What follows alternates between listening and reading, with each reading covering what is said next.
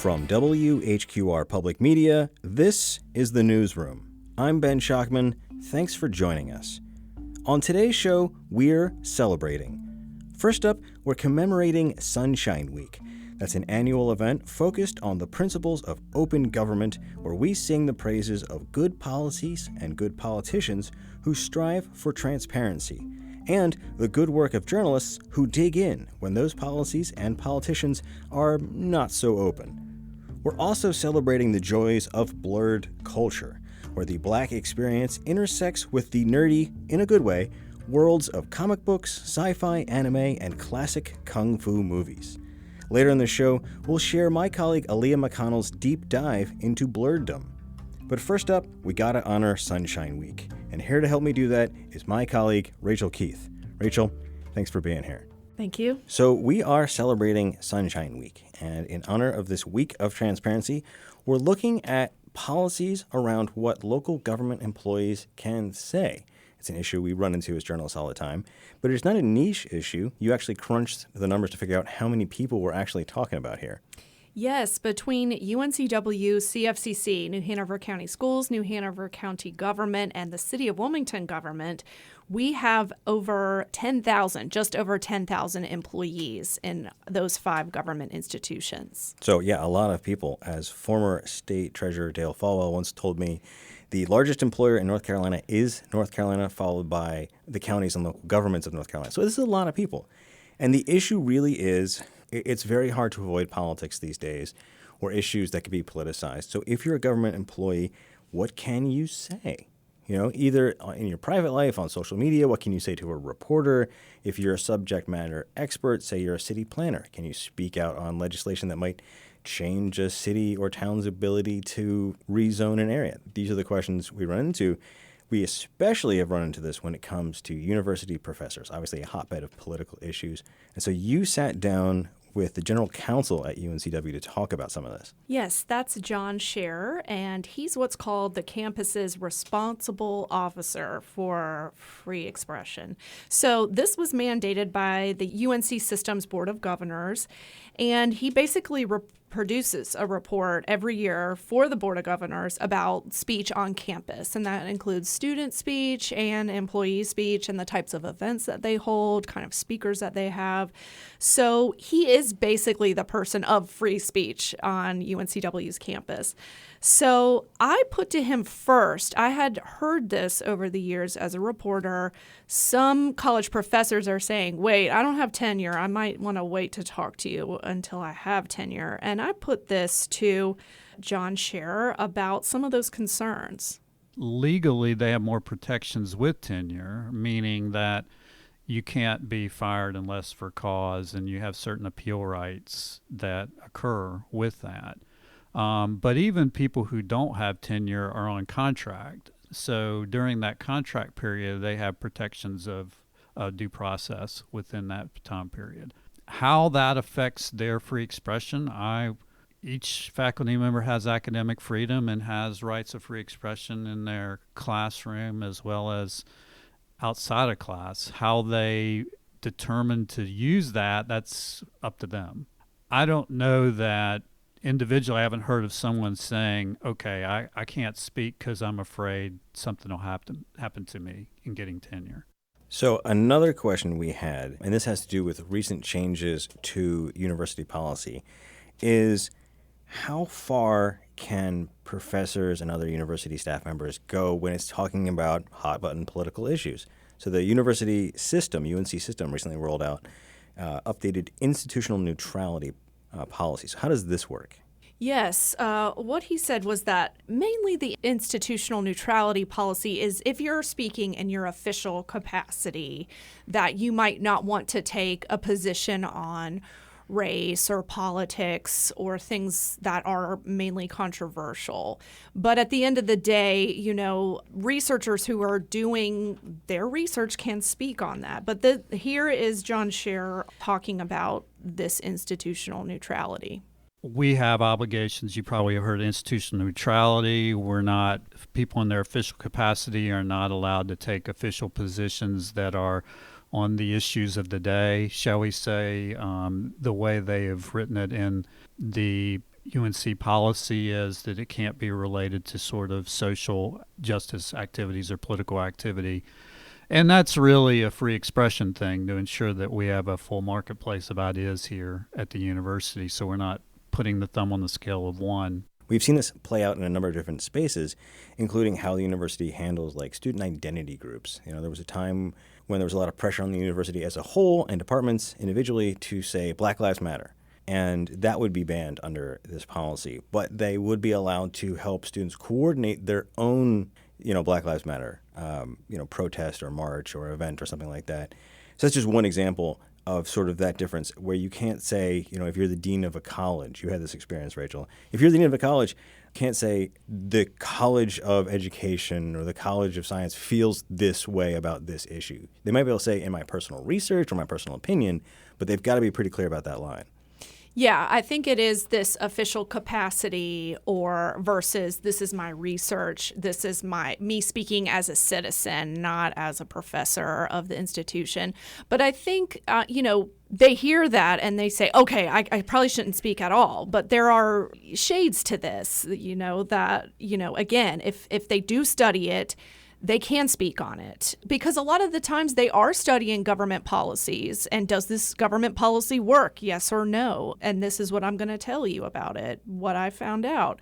So it's not like they're prevented from speaking on controversial issues per se, but again, they have to have some of that subject matter expertise in their back pocket. Yeah, we've spoken to folks at the UNC School of Government, which is part of the UNC system. In particular, we've done a few stories on criminal justice where there are pretty strongly diverging feelings about particular pieces of legislation. And so those professors have always been careful to say, this is my experience. These are the repercussions of the law, good, bad, or indifferent, instead of saying, I'm advocating for this law to be struck down. And those interviews are crucial to the kind of reporting we do because we want those expert voices. I think some of the issue that reporters run into is when, like you said, folks feel like because it could be possibly construed as they were speaking on behalf of the university, they're just really hesitant to do that. Now, there's it's not a law or a rule, but it's a piece of guidance that the university has when a reporter reaches out to, say, a subject matter expert about how they're supposed to handle it. What is the deal with this? Yes, it's highly recommended that you talk to the Office of University Relations, OUR, all caps, and you need to let them know that you are speaking to the media on behalf of your subject matter expertise. And I kind of drilled down about this highly recommended. Yes, of course, the communications department wants to know what the university staff is talking about. Same thing with other governments, but you don't have to, is what John Scherer said. And going back to our issue, I was really trying to drill down with him, like, what can they say? And so this is what John Scherer had to say on, how faculty can present their research. There's also a policy on advocacy for speaking to legislators. And one of the ways that our faculty often contribute is to testify before General Assembly or before Congress about research they've done. So that's permissible as well. They have an academic freedom to do research in whatever area of their choosing what they're doing. And they can speak about their research. I think and certainly within the classroom, it's sacrosanct as far as their ability to convey ideas and determine how they're teaching their subject matter. What they're speaking about, outside extramurally, shall we say, they have their own personal beliefs, and they can certainly speak on that. As far as speaking about the research, sure, yeah, they can. If they research on social justice, they can speak on social justice. And that kind of broad academic freedom is really like a crucial core tenet of Western liberalism. That's part of what makes the university so important. Yeah, they can go in front of Congress or the state legislature or come to the WHQR studios and talk to a reporter. I think we've seen a little bit of friction between the highly recommended and the mandatory where, I've heard a few jokes about, 3-letter all caps agency names. But basically, it's a little intimidating if you are worried about crossing the line on your own. I feel like there's maybe some safety in going through the Office of Communication. I will say that there is a flip side of this, to be fair to the university. There are many times where I have spoken to a university professor and it's had nothing to do with the university. You know, we were talking about international terrorism or AI or biotech, stuff that doesn't reflect on UNCW or the UNC system. But there are also times when we've spoken to staff in a way that does maybe impact people who are on the board of governors, the board of trustees, where there is a real political valence to what they're saying. And in those situations, we would reach out to the university and the UNC system for a comment. We're never going to blindside them. It's never going to be breaking news, university professor says X about UNCW.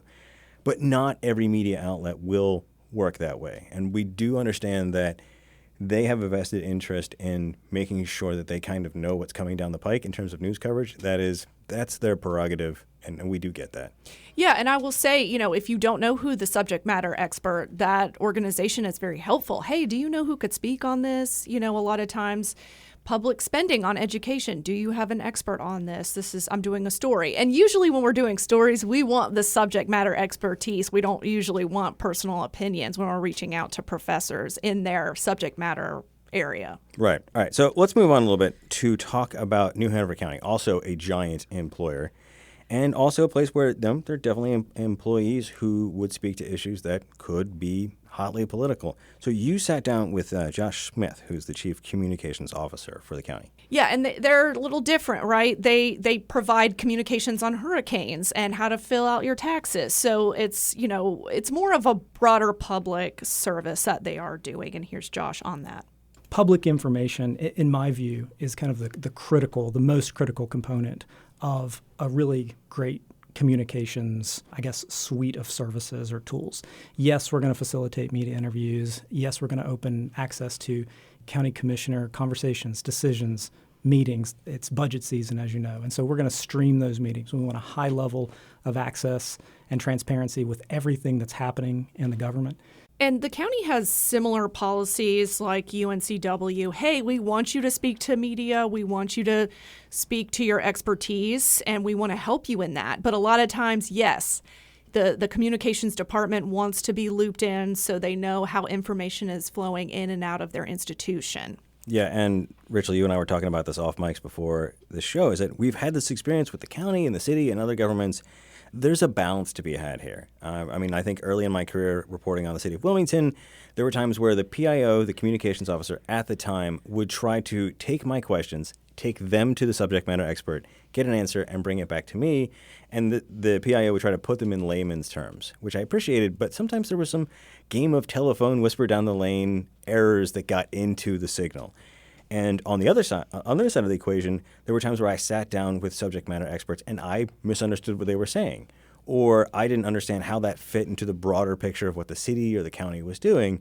And so I've seen over the years, we've sort of gotten to this baby bear's porridge place where it's like, okay, maybe having the PIO in the room or being part of the signal chain is helpful, but also give us a chance to talk right to the expert. I think we're kind of getting to that place. Yeah, a lot of times they want to email, right, responses, and then you read it, and then you're like, I still have more questions. And then sometimes you pick up the phone, and then they talk to you, and you're like, oh, that's what's going on here. We've had a conversation and now I get it. And now my reporting can be better and more factual and more robust because I really understand the nuances. You can't get that out of an emailed statement of Q&A. Yeah, and I will say, we've had our moments with the county, but in general, their policy has been fairly pro-transparency. And Josh spoke to that.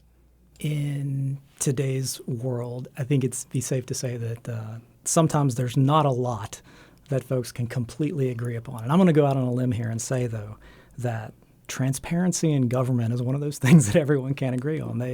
People want, expect, and deserve transparency from their local government. Now, that is all well and good, but that is not always the case with government. We have all experienced being sort of blacklisted or stonewalled by local and state government or federal government.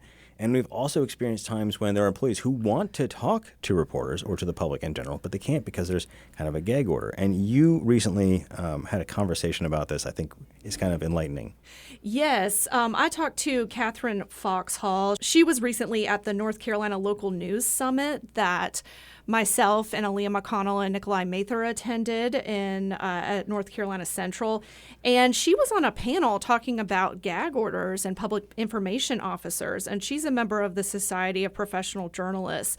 And she's been talking about a case for a while where a Pennsylvania journalist, she basically sued because she couldn't talk to any of the employees at the Allegheny County Jail.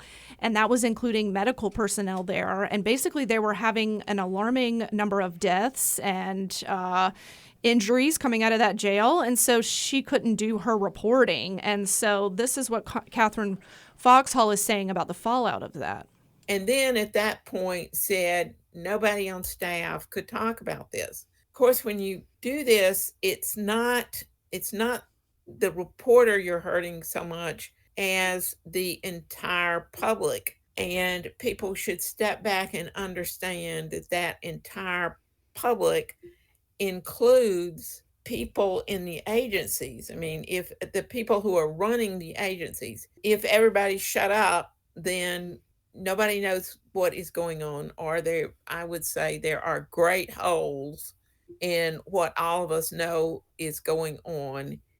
And I will say, again, you might see, oh, it's Rachel's report, it's Ben's report. But our values and our purpose is to represent and be a voice for the citizens, for the public. So that's why we're saying information is number one. The truth is number one to us. So we're going to get at it as much as we possibly can. And behind almost every great Pulitzer Prize-winning story, or even just every great local piece of hometown journalism you've seen, is probably a whistleblower, is probably someone on the inside who knew what was happening and wanted the public to know, for better or worse, what was going on, and reached out to a journalist and talked to them in some way. And that's why I think these policies are really, really important. The more clear they are and the more definite the lines are around what you can and cannot do, the more likely employees are to feel comfortable.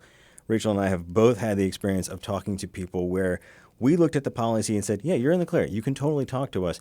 They felt uncomfortable. And at a certain point, it is not our job to browbeat someone into being a whistleblower if they just don't feel comfortable. It's their life. It's their job. It's their employment. They've got a family. They've got a mortgage or rent that they've got to pay. And we ultimately have to and do respect that. So that's why I think these policies are so important to understand. That's right. All right. Well, this is, I think, an important issue. I'm glad we touched on it for Sunshine Week.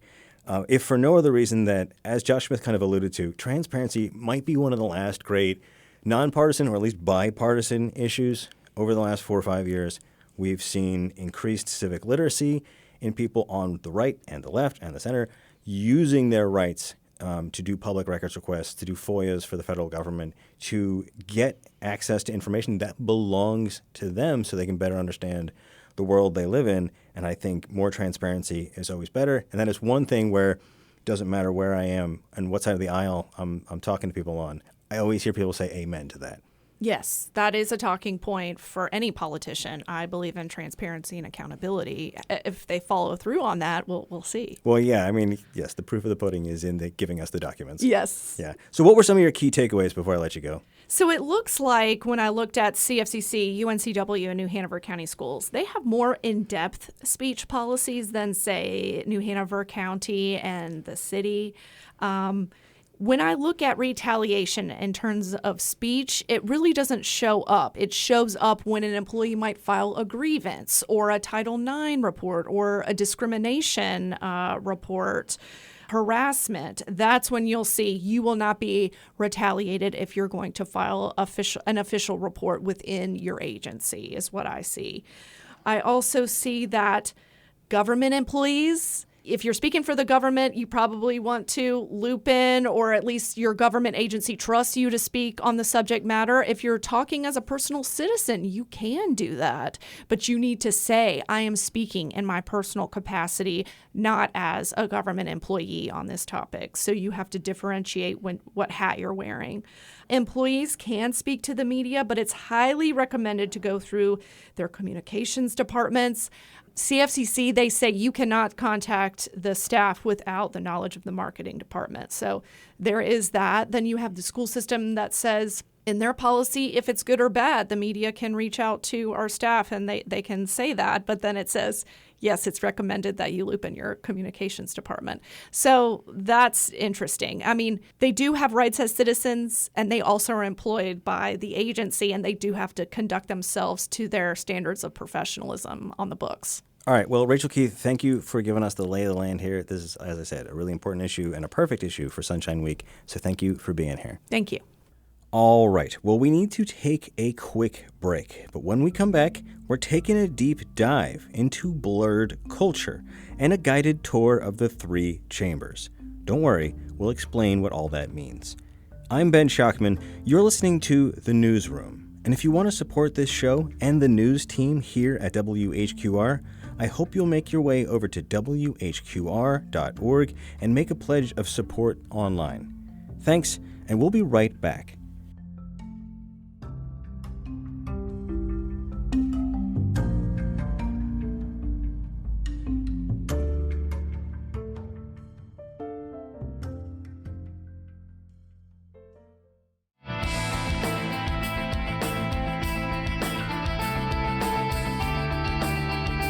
Welcome back to The Newsroom. I'm Ben Schachman. Thanks for staying with us. As I said earlier in the show, this episode is all about celebrating. And now we want to focus on something a little different, the joys of being a Blerd, or a black nerd. My colleague Aaleah McConnell took a personal approach to Blerd culture, reflecting on what it means to grow up at that particular cultural intersection, including an in-depth look at the 3 Chambers Festival, an event in Wilmington created by documentarian Chris Everett that brings together fans of hip-hop, anime, and martial arts under the umbrella of Blerddom. But Aaleah tells the story far better than I can, so let me pass the mic. At the tender age of 8, I ditched my Bratz dolls and abandoned the world of Kids Bop after hearing Green Day's American Idiot for the first time. I found myself absorbed in the world of emo, screamo punk music, and ever since, I accepted my fate as an emo kid. After school, I would ride around my neighborhood on my skateboard, blasting early Fall Out Boy through the headphones of my CD player. I would tune into Steven's Untitled Rock Show as soon as I completed the last of my multiplication homework, and I even had a shrine dedicated to My Chemical Romance hidden in my closet. I know, it's weird, right? Don't worry, everyone else thought so too. I was unlike any other little black girl I grew up with. At the best of times, I felt downright abnormal. At the worst, I scared my family so much that they would try to pray the evil spirits away. Well, 20 years later, I've come to terms with the fact that that's what makes me a Blerd. A music Blerd, but a Blerd nonetheless. I'm criminal justice reporter Aaleah McConnell, and I'm taking a break from my normal reporting to bring you a special story. By now, you may be asking yourself, Blerd, isn't that just what happens when you take a bad selfie? Well, yes, but I mean Blerd spelled B-L-E-R-D. It's actually a portmanteau of black nerd. The term sounds like something a bully would shout out on the schoolyard. But back in the early 2000s, all nerds, but Blerds especially, had to hide in the closet, unless they wanted to risk getting roasted by their classmates. Here's Michael A. Betts, an assistant professor of sound design at the University of North Carolina at Wilmington and self-proclaimed Blerd, who worked on a series called Blerd Nation, explaining what being a Blerd means to him. I think at its finest form, it's somebody who has an expertise in something to the point where either A, you are correcting people with the actually designation. B, you can tell me this begets this, which begets this. Or C, you are able to speculate towards the future. So somebody like an Octavia Butler would be an Afrofuturistic Blerd, but a Blerd nonetheless. Betts says the start of Blerddom can be traced back to the 90s, but the term didn't really stick until the release of Black Panther in 2018. and he shares why. I would argue that the reason the Black Panther becomes such a global phenomenon in the United States and in other colonized spaces, because I have friends from Africa who were very offended by the representation that happens there. But the reason that I think everybody else is so attuned to it, so keyed up by it, is because it launches for them the feeling of power. He recalls the first time seeing the Black Panther trailer in theaters, and it went something like this. Screen goes black, and we hear the and the dog comes, bark, bark, bark, bark, bark, bark, bark. And like the light shines, and we see the mask of the panther, and it goes black again, bom, bom, bom, bom. And then we hear, and it's like the gunshots, gunfire. Betts said, as somebody who works in media, this was a very special moment for him. And we see dude hit the car and slide down, and then it from Legends has it, and then we hear step into the spotlight. Aside from the star-studded cast, much of the hype around Black Panther stemmed from it being the first Marvel franchise to feature a predominantly Black cast. And for many, it was the first time they got to see someone who looks like them star as the titular superhero in a movie.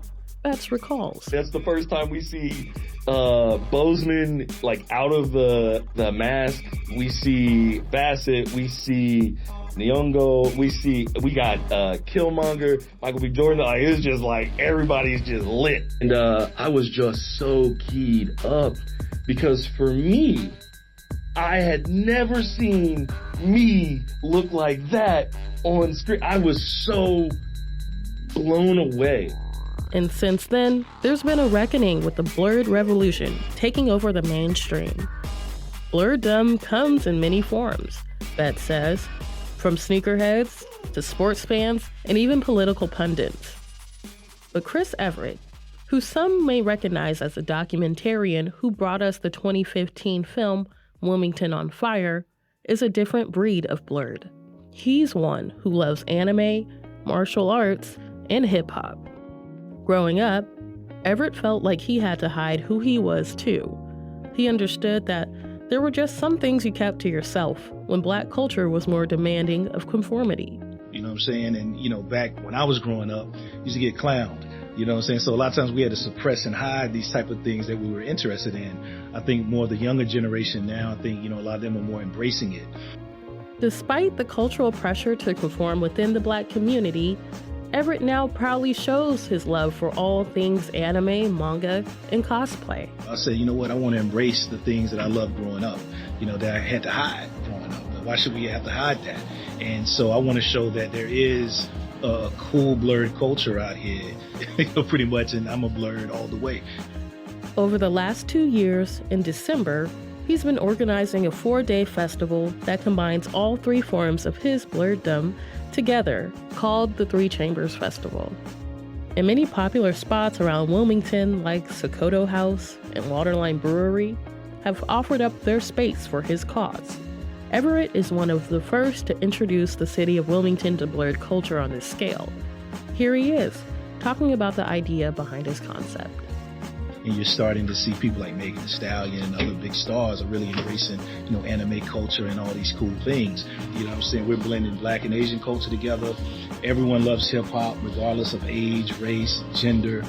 A lot of people love martial arts. People love anime. So we get a very diverse crowd. Everett has a lot of hopes for this festival: education, platforming upcoming talent, and taking people through what he calls the three chambers of expression. That's art, music, and film. Don't ask me why he didn't add podcasts. That's on him. But let's journey together through the chambers, starting with the most mysterious and ephemeral: art. Martial arts, that is. As Betts mentioned, a Blerd is someone who can trace back the history of their particular interests. In this case, there are films and TV shows like Rush Hour, The Last Dragon, Afro Samurai, and The Boondocks that offer a peek into these cross-cultural influences. All of these works have something in common: the theme of martial arts. which Everett says has always been embedded in our culture, but it's rarely talked about. Of course, 3 Chambers featured acts like Minds One, Justo Mobbin, and North Carolina-based poet L.J. Bowens, but the showcase of martial arts was in full force with a demonstration from Raleigh-based Panthers Martial Arts Demonstration Team. The group kicked, flipped, and broke wooden boards in half with their bare fists. But one of the highlights of the performance was the fusion of Taekwondo and hip-hop style dance. One of the demonstrators, Sage Battle, who specializes in Muay Thai, spoke about the balance of merging different styles of martial arts with dance. So this has been a challenge for us because we're not only blending different styles, we're making a really meshed team, trying to, be cutting edge while also honoring where we came from, what we grew up learning. So thank you so much. DJ Two-Tone of the group Shaolin Jazz, who we'll hear from again later in this story, explains how martial arts has always had an impression on hip-hop culture since the days of b-boys and breakdancing. Yeah! You have breakers like incorporating some of these acrobatic like fight moves in their routines. And it was very common for somebody who was a breaker to want to learn martial arts. But even earlier than that, the art of battle dancing rose to prominence in Brazil as enslaved West Africans in the region displayed a distinct style of martial arts known as capoeira. These sparring routines are distinguished by elements of percussive music and call and response singing, similar to today's breakdancing, says Two-Tone. Just even how that's set up is very hip hop. It's a breaker circle. It's a cipher. You got 2 people in there and y'all are going at it. And there's still a mutual respect while it's happening too. But you're feeding off the energy, the cipher, and the music. Everett points out that people of the African diaspora always had a fascination with martial arts. So we want to do, certain seminars and lectures about this topic. How does hip hop and martial arts come together? How does hip hop and anime come together?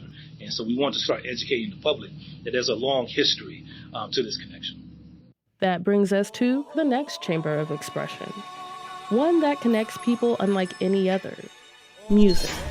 The cross-cultural influences of martial arts and Black music, especially hip-hop, have been embedded in our culture for decades.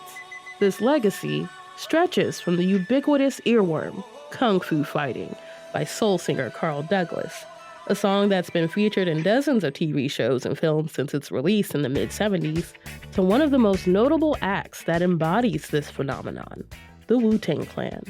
Everett said this is partly what 3 Chambers is about, acknowledging the influence of this fusion in popular music, even pointing out that there are more rappers embracing this style, from chart-topping artists like Lil Uzi Vert, Megan Thee Stallion, to underground artists who are making big waves, like Kiko Black, who performed at the festival recently. Kiko's music features many references to her love for anime and gaming, with songs like Bunny Girl Senpai Freestyle and GTA.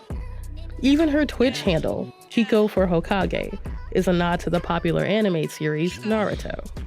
But it was the Wu-Tang Clan, a group highly inspired by kung fu flicks from the 70s and 80s, who set the trend. On guard. I'll let you try my Wu-Tang style. They were a big inspiration for 3 Chambers. On the festival's website, it boldly states that the event is a tribute to the Wu-Tang Clan and the martial arts movie that inspired them, the 36th Chamber of Shaolin. Here's DJ Two-Tone to offer a quick explanation of the significance of Shaolin to the Wu-Tang Clan. So just a quick overview for those who are not as familiar.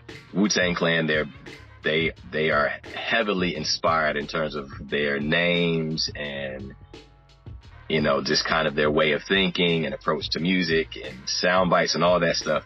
Heavily influenced by East Asian martial arts culture, and more specifically, kung fu flicks. The docu-series, Kill a Hill, which follows the lives of Wu-Tang members and close friends who grew up in the Park Hill projects of Staten Island, premiered at 3 Chambers.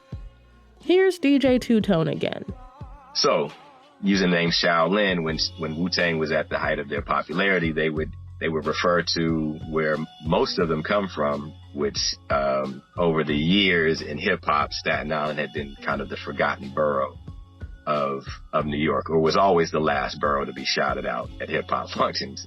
Gerald Barkley, the series co-director, said over the process of creating the series, he interviewed past and present residents of Park Hill projects as they harken back to their time spent in the forgotten borough.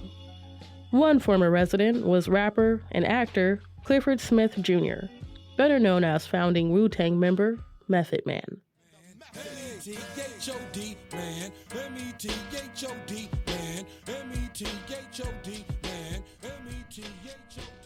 Through those conversations, Barkley learned of the many lives that were lost to street violence in Killer Hill, aka Shaolin. I was able to get Method Man to tell some really personal stories, close personal friends that passed away, either got killed by the police or killed by other criminals or killed by friends. All centers around the destruction of a neighborhood during the crack epidemic. New York in that time frame was a grungy place, he said. I am bringing you in a dirty, pissy staircase. No.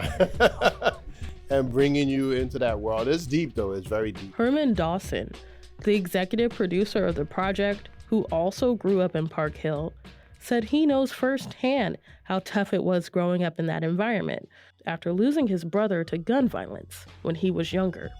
This is how members of the Wu-Tang Clan were actually forged. You don't live in Park Hill, you survive Park Hill. And so this story is, while it is unique to members of the Wu-Tang Clan and unique to myself, it's not unique to everybody else that lives in it. It experiences the same type of trauma and they go through it.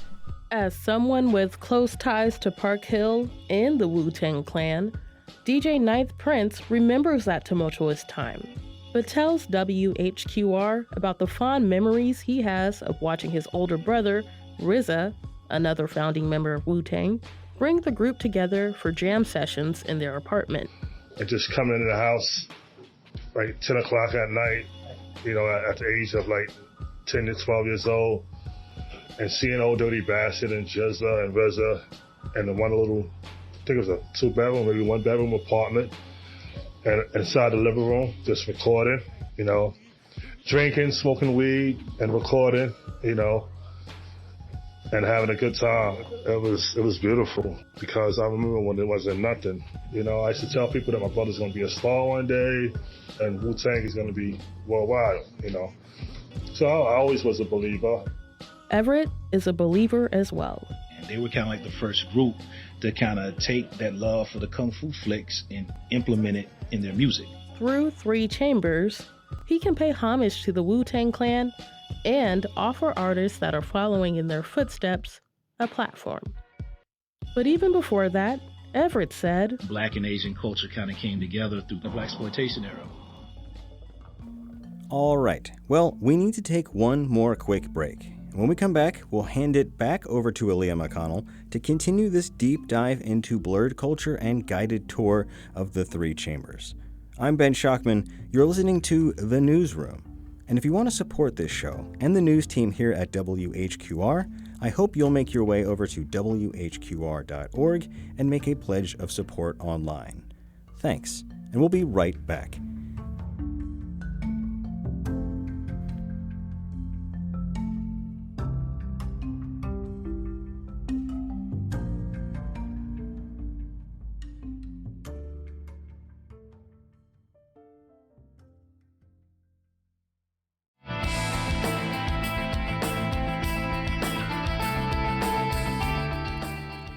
Welcome back to The Newsroom. I'm Ben Schachman. Thanks for staying with us. We return now to my colleague Aaleah McConnell's deep dive into Black nerd culture and the art, music, and movies that make documentarian Chris Everett's 3 Chambers Festival so engaging. Now, we've reached the 3rd and final chamber of this journey, to one of the most fascinating and powerful realms of them all, film. In the early to mid-70s, a wave of independent filmmakers were producing movies for a more urban audience, giving way to a new image of African Americans in cinema, This short-lived but prolific period has come to be known as the Blaxploitation era. These were films made predominantly by Black creators with Black audiences in mind. And the stories typically tackled the topics of crime, drugs, sex, and racial tensions. These films, including Shaft, Superfly, and Coffee, have garnered a lot of criticism, however. From a filmmaking standpoint, they're criticized for the stiff dialogue, bombastic and often incoherent plot lines, and overall low-budget production quality. But cultural criticism focuses on their negative portrayal of the Black community. The exploitation and Blaxploitation is earned by the perpetual display of stereotypes among harsher themes of domestic violence, prostitution, addiction, and the list goes on. A lot of these films drew inspiration from kung fu movies of that period, which faced similar criticisms of perpetuating stereotypes. But ultimately, it was the first time many people of color got to see themselves represented as the heroes of their own stories, as Everett points out. We connected with those stories. It was about fighting oppression, fighting against the system, doing some cool, fighting techniques. I'm saying? The guys like Bruce Lee, he was dressed fly, like the brothers, you know what I'm saying? And for better or worse, many Black and Asian actors, directors, and producers built their careers during this era and had many people of color frequenting grindhouse theaters, Everett notes. And then also a lot of people don't know this, that when the Kung Fu movie craze hit here, a lot of those movies, along with the Blaxploitation movies, were in our communities. A lot of those movie theaters in the inner cities, we supported those movies. We supported the Blaxploitation movies. We supported the Kung Fu movies. And so we supported that industry. According to DJ Two-Tone of Shaolin Jazz, the movie from this period that captures the grindhouse experience the best is Barry Gordy's The Last Dragon. One of the first full scenes of the movie is in a movie theater, and they're watching Bruce Lee Enter the Dragon. But the movie theater is like unruly. Like, you got people smoking weed and drinking and talking, and got the boom, but but they're into it. They're really into it. Here's a clip from that infamous scene. Am I the meanest? Sure enough. Am I the prettiest? Sure enough. Am I the baddest mofo low down around this time? Sure enough. Well, who am I? Sure enough. Who am I? I honestly don't know of any other film, period, that actually captures a sense of that or a glimpse of what that was like. Two-Tone is one half of the record-spinning duo called Shaolin Jazz that travels nationwide sharing specially curated experiences to keep the spirit of that period alive. But let me pass the mic over to him for a proper introduction. So, I go by DJ Two-Tone Jones. I'm one of the co-founders of Shaolin Jazz, along with my partner, Gerald Watson. We create or kind of explore the intersections of hip-hop, jazz, and martial arts culture through unique content and the creation of kind of like unique engagements that we do. Definitely one of the more notable engagements is our Can I Kick It movie screening experience. Shaolin Jazz brought their Can I Kick It experience to Wilmington with a screening of The Last Dragon. In fact, it was one of the main attractions on 3 Chambers' 2024 lineup. The group has put their own unique spin on movies, including Kill Bill, Black Panther, and of course, The Last Dragon, by removing the original movie score and mixing their own tracks over the film live. Here, take a listen to the original opening scene of The Last Dragon. All facets must be embraced, for then, and only then, will you break through the wall of mystery to the glow. Master, perhaps with more time to train. Master, I need more time. I am no longer your master.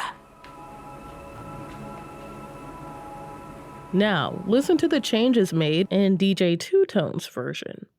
All facets must be embraced, for then, and only then, will you break through the wall of mystery to the glow. Master, perhaps with more time to train. Master, I need more time. I am no longer your master.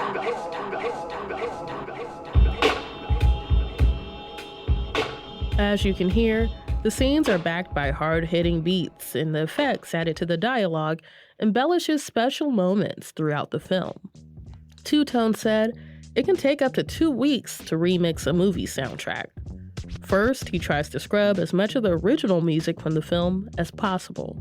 People ask this from time to time, like, no, I'm not able to completely remove all the music from the original score of a movie before we do what we do. The next step in the process is to mix the music scene by scene.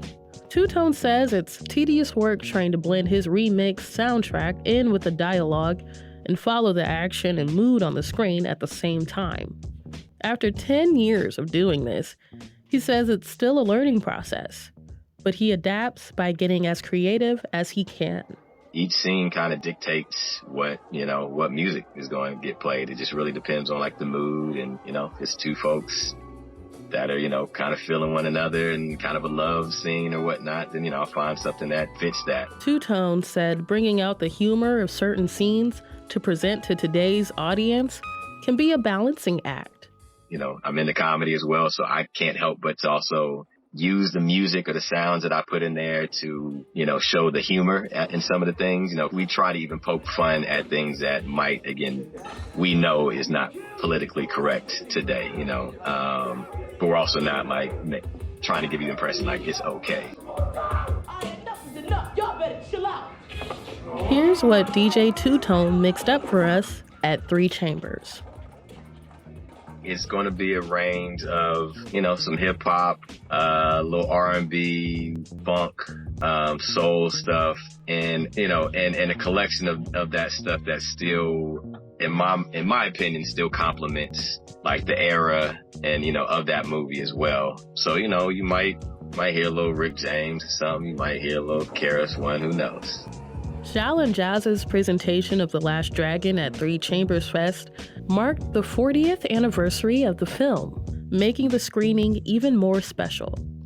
Even 80s heartthrob and star of the film, Taimak, made an appearance. Here's Taimak sharing what he thinks makes the film so iconic. When you go into the place of the unknown and you're in a safe space, meditate, then you're able to let go of all the pretense and the holding on and the stress and the identity of who you think you are, right? So that's really what this is about, tapping into that which is in the heart. L.J. Bowens wrote a poem inspired by the film that I think captures Taimak's sentiment and encapsulates the importance of 3 Chambers to Blerds everywhere. True master is not made overnight.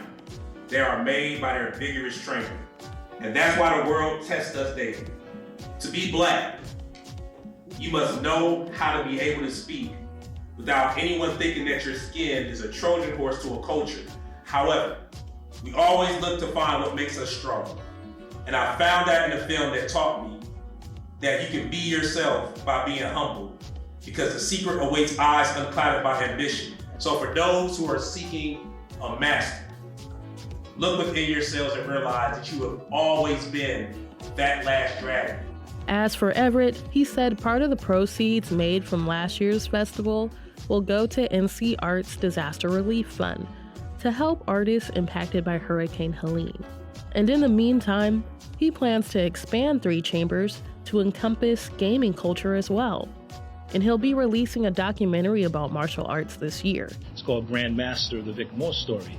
That you can learn more about by visiting GM Documentary on Instagram.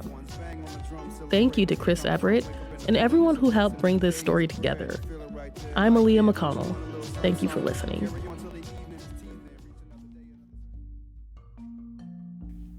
All right. Well, that's just about all the time we have for this edition of The Newsroom. Thanks to Rachel Keith, Aaleah McConnell, and our trusty program director, Ken Campbell. Thanks also to you for listening during this, our spring pledge drive.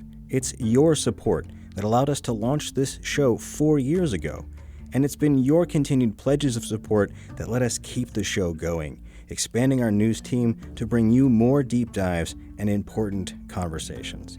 We hope you'll continue to support us here in the WHQR newsroom and head to WHQR.org to make your pledge of support online today. I'm Ben Schachman. Thanks for your support and thanks for listening. I hope you'll join us for the next edition of the Newsroom.